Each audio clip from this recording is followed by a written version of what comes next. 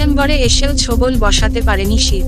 কবে নামবে তাপমাত্রা, কবে চেনা ছন্দে ফিরবে আবহাওয়া, এই প্রশ্নই এখন সকলের মনে। এরই মাঝে ফের বৃষ্টির পূর্বাভাস জারি করল আলিপুর আবহাওয়া দপ্তর। পাশাপাশি নামবে তাপমাত্রাও, কবে কোন জেলা ভিজবে।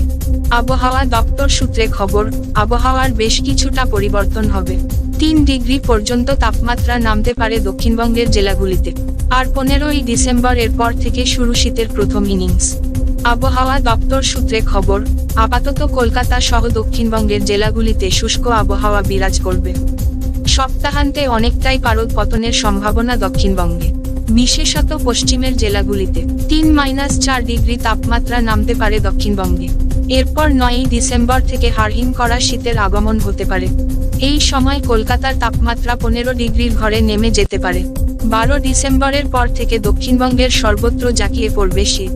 15 ডিসেম্বরের দিকে দার্জিলিং 4, কালিম্পং 6, এমনকি পাল্লা দিয়ে পুরুলিয়া 6, কলকাতা 10 ডিগ্রিতেও তাপমাত্রা নেমে যেতে পারে। শীতের মাঝেই চলতি সপ্তাহে উত্তরবঙ্গে বৃষ্টির সম্ভাবনা। দার্জিলিং ও কালিম্পং পার্বত্য এলাকায় হালকা বৃষ্টি হতে পারে।